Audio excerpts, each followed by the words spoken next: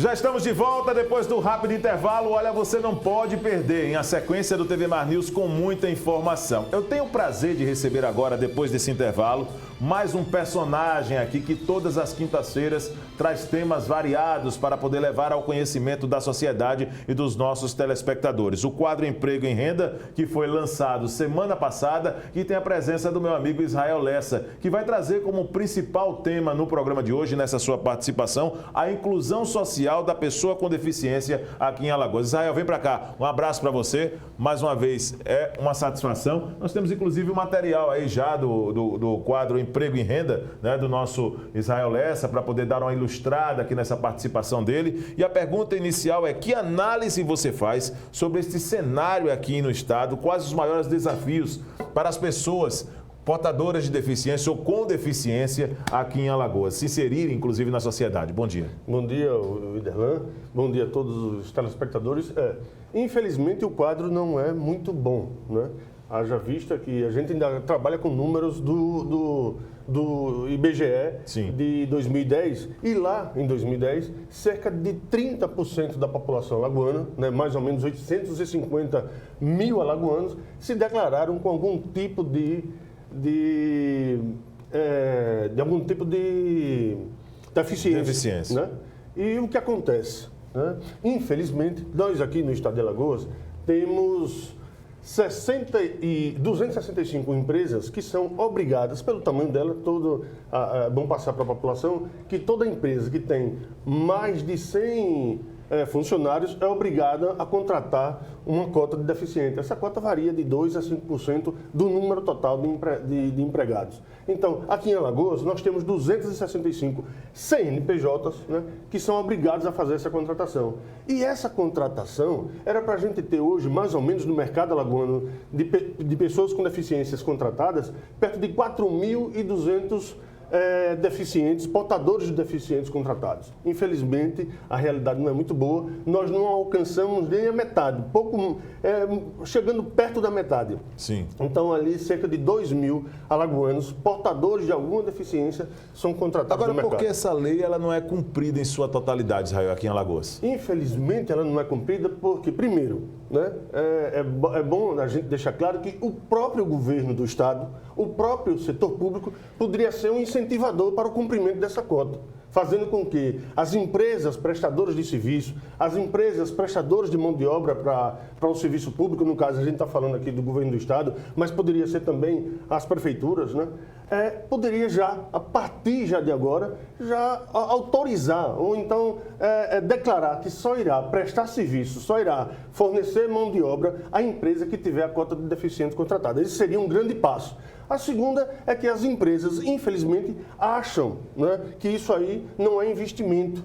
Né? Você dá um acessibilizar o trabalho para essas pessoas é caro. Né? E uma outra coisa pior ainda, né, que uma boa parte, isso não são muitos, né, mas uma boa parte do empresariado alagoano, infelizmente, né, preferem pagar a multa pelo descumprimento da cota, do cumprimento, né, da cota de deficientes, ao invés de fazer a contratação. Então, isso aí também prejudica, né, a gente. É só ver Maceió, né?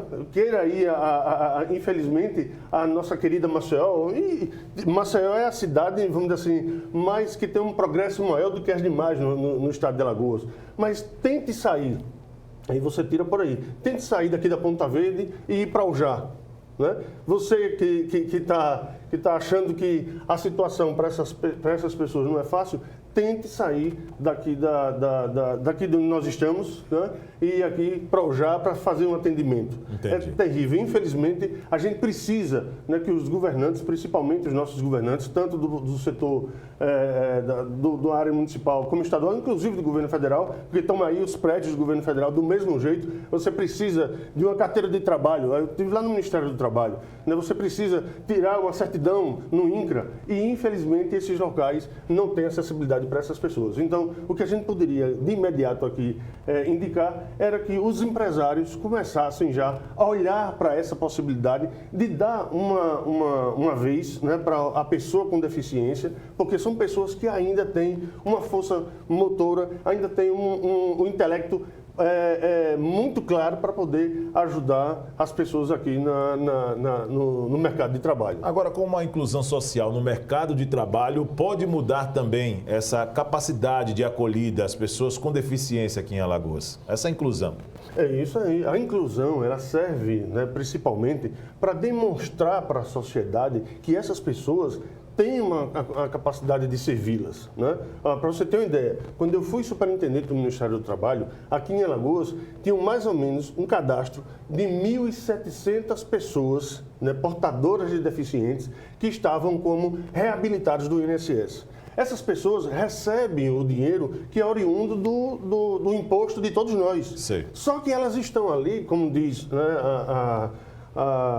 as pessoas estão encostadas, estão recebendo e estão loucas para voltar para o mercado de trabalho. Uma coisa que tem que ser dita, a maioria das empresas que causam a questão dos acidentes de trabalho e que transformam esse volume imenso de pessoas sem poder trabalhar, né? Volto a dizer, reabilitadas lá no INSS, a grande maioria dessas empresas são as que menos aceitam essas pessoas de volta. Elas causam o problema, a impossibilidade dessas pessoas trabalharem e não querem retorná-las, né, para dentro das empresas. Então, o que foi que nós fizemos lá ainda em 2017? Nós fizemos uma parceria com o INSS, que eu não sei mais como está esse termo de parceria, para que as empresas fossem obrigadas a colocar esses 1.700 reabilitandos do INSS no mercado de trabalho. E o foco maior foram as empresas que mais causavam essa questão de pessoas impossibilitadas de trabalhar, como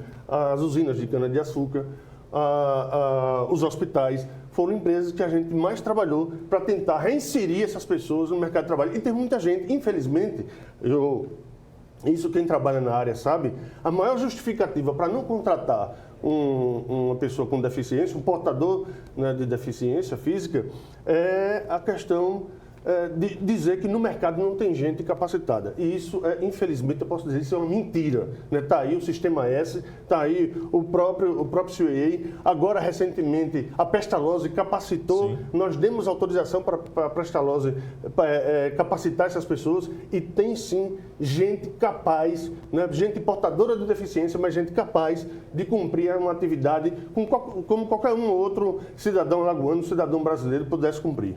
Agora, como fica a situação da pessoa com deficiência que recebe o benefício assistencial LOAS e quer entrar no mercado de trabalho, por exemplo, Israel? Vamos lá. Uma pessoa que recebe um BPC, um benefício de prestação continuada, e ele quer entrar no mercado de trabalho. A empresa, mesmo que não esteja obrigada a contratar, porque só é obrigada a partir de 100 funcionários, mas a empresa que quer contratar esse cidadão, ela vai, contrata, e esse benefício fica suspenso temporariamente. Entendi. Até o final do contrato. Entendi. Certo? O que acontece? Se a empresa quiser contratar essa pessoa como esse PCD, né? Essa pessoa que recebe o benefício de prestação continuada, se ele quiser contratar essa pessoa como aprendiz, aí sim ele acumula. Esse cidadão, ele vai receber o salário dele, né, lá na empresa e vai acumular com o BPC do LOAS, do benefício de prestação continuada. É a única possibilidade de acumular o BPC, que é um recurso, né, com a questão, a pessoa deficiente. A gente está falando aqui de pessoas, sim, portadoras de deficiência. Sim. E aí, no caso de jovem aprendiz, ele teria esse acúmulo até 2 anos, que é o limite máximo que vale o contrato de jovem aprendiz. Ô Israel, muito obrigado, então, tá certo, pela sua participação, né? Aqui no quadro Emprego e Renda, até semana que vem, né? Semana que vem a gente está aqui com um assunto mais do interesse da população, se Deus quiser. Então tá certo. Nosso Israel Lessa com o quadro Emprego e Renda, falando aqui com a gente, trazendo todos os detalhes no decorrer da nossa programação. E na próxima quinta-feira ele estará de volta aqui, trazendo também mais temas para a sequência do programa. Ao longo desta semana, a Universidade Federal de Alagoas promove uma série de eventos com o intuito de discutir a adesão da instituição ao Futurice. Uma sessão especial na Assembleia Legislativa ocorreu e a reportagem da TV Mar Canal 25 com o repórter Fernando Palmeira esteve por lá e traz mais detalhes. o futuro e o financiamento das universidades federais por todo o Brasil e particularmente aqui, Universidade Federal de Alagoas. A Assembleia Legislativa do Estado de Alagoas abre suas portas para uma sessão especial, uma audiência pública para se analisar, discutir o futuro da nossa UFAL. João Pereira, deputado também, que indica essa reunião, como é que está vendo essa preocupação com a nossa Universidade Federal? É uma preocupação de todos nós, né, alagoanos e alagoanas, principalmente no momento em que a universidade ganha em qualidade, ganha em eficiência. Nós precisamos intensificar esforços, o Parlamento Estadual estabelecendo parcerias com o governo do estado, trazendo para casa as discussões de acesso e de mobilidade para que o estudante de todo o estado de Alagoas tenha acesso aos campos universitários, mas principalmente também a bancada federal, para que se sensibilize no sentido de garantir orçamento suficiente para a manutenção da nossa universidade. A grande questão é para onde estamos caminhando diante das atitudes tomadas pelo governo federal de retirada de verbas para a educação em todos os níveis. Para onde estamos caminhando vai depender da nossa força e da nossa forma de estabelecer esse diálogo. É necessário que o diálogo seja estabelecido com o governo federal, que o governo federal entenda a importância do conhecimento da universidade e eu acredito, e aqui eu quero pontuar, que não é só da Universidade Federal de Alagoas, é do ensino público superior, graduação, pós-graduação, mestrado, doutorado, produção de pesquisa, de ciência e de tecnologia em todo o Brasil. Então é necessário que as universidades sejam apoiadas em todos os estados, porque elas produzem, inclusive, tecnologia, conhecimento que reduz gasto público, estimula o desenvolvimento econômico. O desenvolvimento econômico não acontece sem estar andando lado a lado com a universidade. Então, nós precisamos conscientizar o governo federal da importância da universidade, da importância de investirmos em educação pública e de qualidade.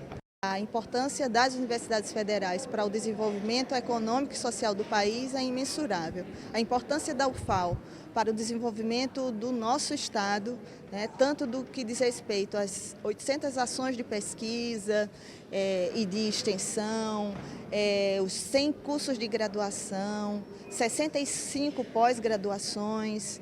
É imensurável o impacto da nossa, por exemplo, a gente injeta no mercado local 59 milhões mês só em folha de pagamento. Bolsas, 2 milhões e 200 mês, bolsas estudantis. O impacto das nossas ações de pesquisa estão no bairro do Pinheiro, estão agora na Mancha do Petróleo, para colocar 2 eventos bem simbólicos e contemporâneos. Mas está nos restaurantes universitários, 5 restaurantes em que são R$500 mil por mês destinados à economia local com a aquisição da agricultura familiar, por exemplo. Então, a universidade, com os seus 58 anos, que forma gerações e gerações, forma professores, temos 39 licenciaturas, forma educadores, forma cidadãos, cientistas, que colabora imensuravelmente com o Estado. É a maior e a mais consolidada instituição de educação superior do Estado, e fomos avaliados recentemente tanto pelo MEC, tiramos um conceito muito bom, e também pela Times Higher Education, que é um ranking internacional, onde das 11 universidades brasileiras que entraram esse ano, a UFAL foi uma delas. Então, reconhecimento de qualidade, não é só pelo MEC, mas é também internacionalmente. Entretanto, a gente tem um paradoxo, o financiamento das universidades foi bloqueado, está sendo bloqueado, teve um desbloqueio parcial, mas que coloca ainda em risco o funcionamento da UFAL e das demais universidades até o final do ano. E o que nos preocupa também é a proposta de lei orçamentária anual para o próximo ano, 2020, que vem com um corte de 50% no custeio, ou seja, para manter a universidade. A arrecadação nesse país não falta, não para, é cada dia mais um recorde de arrecadação. E esse dinheiro, finalmente, se não vai para o povo, vai para quem? Para quê? Vamos respeitar aquilo que se faz de bom para o povo das Alagoas, que é a nossa Universidade Federal de Alagoas. Estamos nessa trincheira em defesa da nossa UFAL. Com as imagens de Chico Nogueira, aqui da Assembleia Legislativa do Estado de Alagoas, Fernando Palmeira, para a TV Mar da organização Arnoldo Melo, no canal 25 da NET. Muito bem, tá certo. Então, a participação do Fernando Palmeira, que daqui a pouco volta no decorrer do programa para trazer mais informações. Nós vamos agora a mais um rápido intervalo. Daqui a pouco o TV Mar News chega com mais informações para você que nos acompanha pela internet ou como assinante NET. Não saia daí, voltamos já.